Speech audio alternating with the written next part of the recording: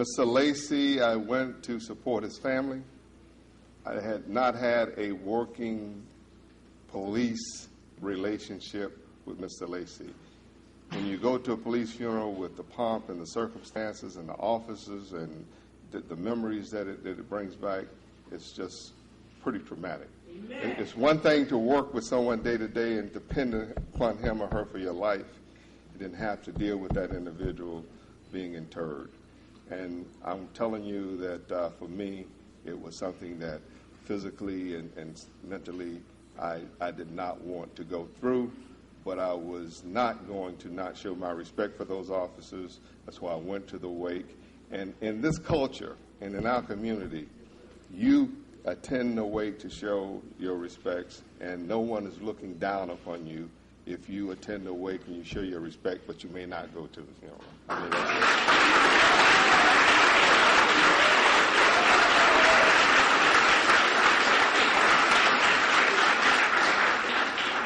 this explanation, why don't you offer this sooner? Why don't you tell this community sooner your feelings about it? I told the persons whom I needed to tell to be excused from the funeral, and I didn't feel that I was obligated to respond to a talk show host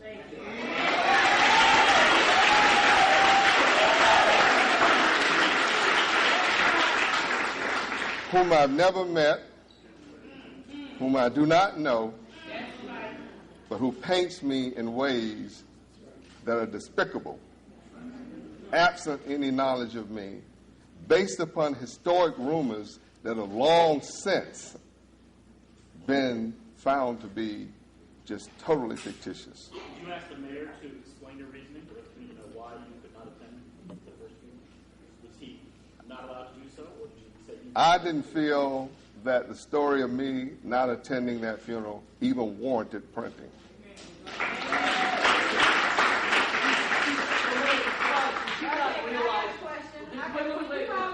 I'm calling on the lady here, Mike. Thank you so much, Mike. Were you under any mandate or any formal requirement to attend funerals, city employee funerals? I was told by the mayor that he would want me to be there. And I gave my reasons for why I was requesting an exemption. My reasons were not given directly to the mayor. They were given to my immediate supervisor. I read an article in the paper this morning that talked about communications and so forth. I don't feel I've had a problem communicating with the mayor. Someone said in that article that, my communications with the mayor were maybe not on the same par with some of the other cabinet members. But please understand, the mayor set the organization. He had me reporting directly to Tish Elston. Tish Elston will tell you that she saw me every day and every morning, from 6:30 to 7 or whatever. So I didn't have any problems communicating with my boss. And I didn't have any problems communicating with the mayor, but I communicated where I was directed to communicate, and when it was appropriate, I also communicated with the mayor.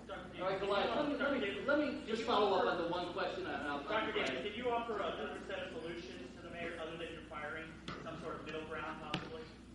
Great question, because when the mayor talked to me about termination, he left my supervisor as the mediator, Tish Elston. And Tish inquired as to, what are your plans? And I said, my plans are to continue to work. I still have some things that I want to do.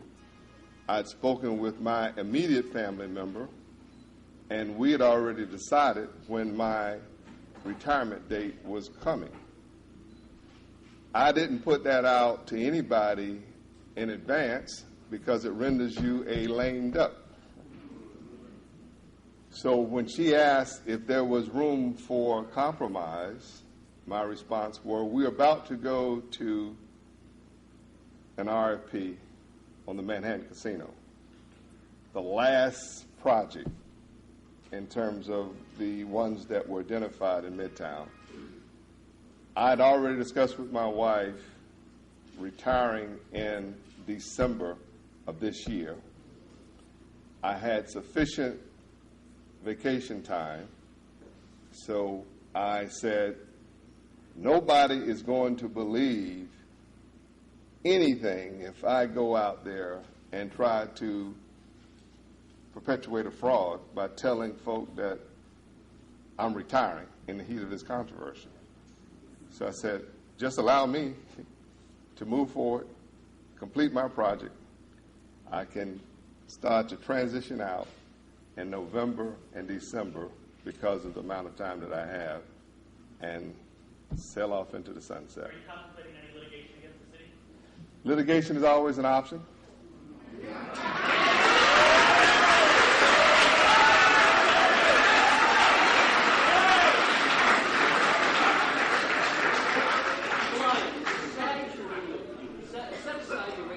But let me finish this. So when that initial proposal wasn't accepted, there was still yet another alternate that wasn't accepted, and I was told that I needed to be out by Friday, close of business. All right, and setting aside your radio feud, not going to the funeral, did it not occur to you what a terrible message it would send to a community that was in pain from a former police chief? Did that never cross your mind? Let me say this to you. There are other former police chiefs. Has anybody reported on whether they were at the funeral?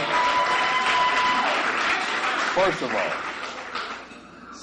So, secondly, okay, if you stop and you think about it, I had reasons for not going, and the whole issue, nobody even talked about me not attending the funeral until it was reported that I was at where? Lacey's funeral. So the real issue here is that I was at Lacey's funeral.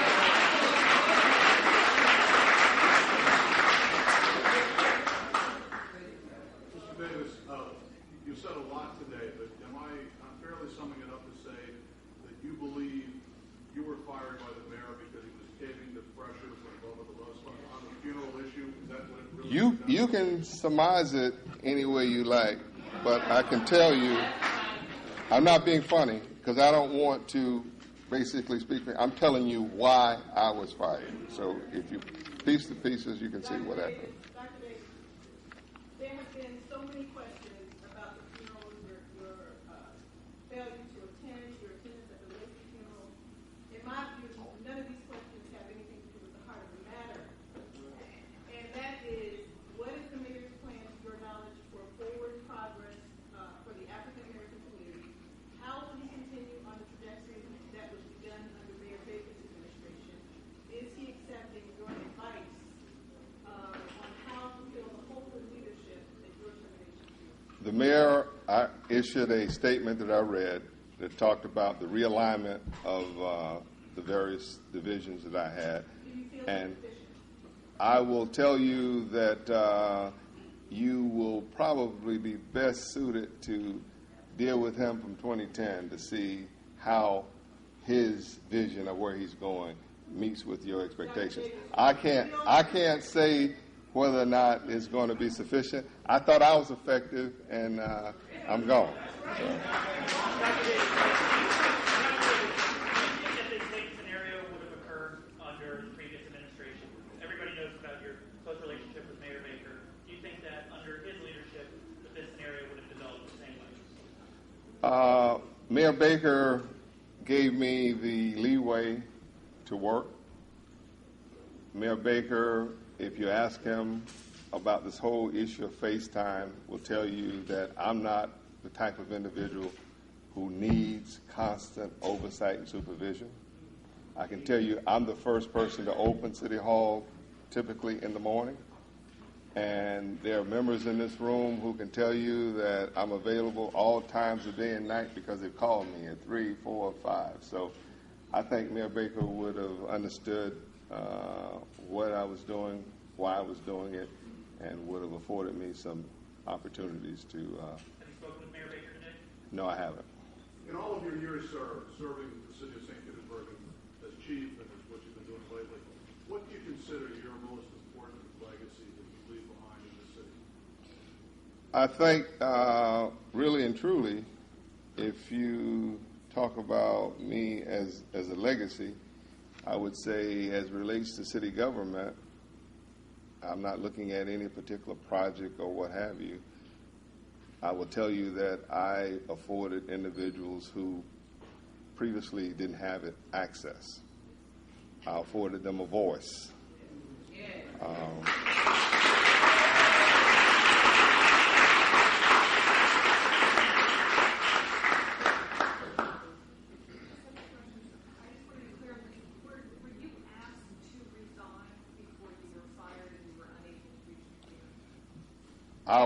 The statement was, do you want to take vacation? And I wanted to know why.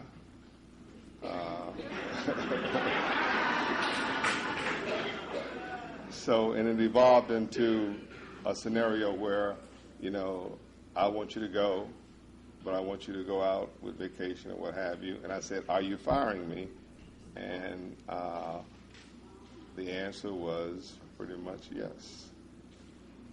Do you have a message for the people outside the room tonight, the people that you have such a strong attachment to, beyond just the 200 or so people in this room? What would be your direct message to those people in and outside of the African American community, if you were speaking to them directly? My message is always the same, that we have to be first and foremost cognizant of the fact that public policy needs to be inclusive. It needs to be the type of policy that's going to afford everyone a seat at the table, and that we should continue to strive for that. And as I said earlier, if anything, look at Yazowitz's family and the Lacey's family. I mean, you can't get any more hurt than that. And if those two folks can be hurt and reach across the aisle and talk in ways that are sensible, why do we follow bloggers and others?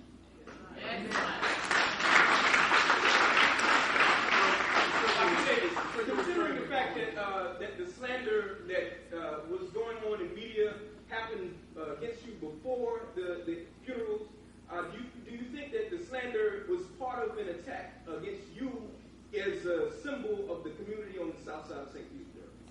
Well, I've been told that I am the polarizing force, and I am the city symbol. So for those who believe that, I would say that's possibly true.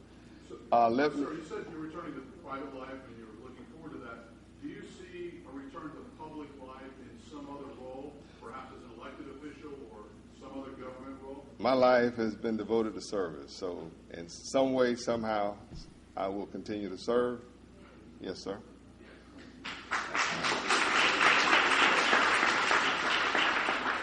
My name is Richard Love, publisher of the Long Beach Times newspaper from Long Beach, California.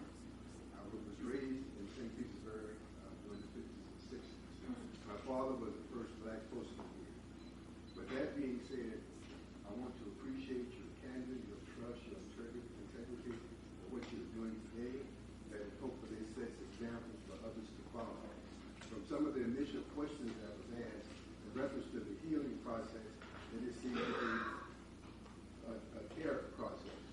The reporters, as you may notice, especially this gentleman here, does not want the truth.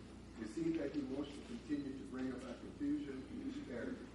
For one, along with the St. Petersburg Weekly Challenger, which is the black media, which has always been at the forefront of the truth, we respect you. We hope that you will stay in the community. If there's any support, needs to be the NAACP, National Council of Negro Women, and other organizations, we stand ready to support your back. Thank you. I need to ask members of the media before I move to this next note that I have. Are there any questions for the NAACP president? Yes. There are? NAACP president? Question.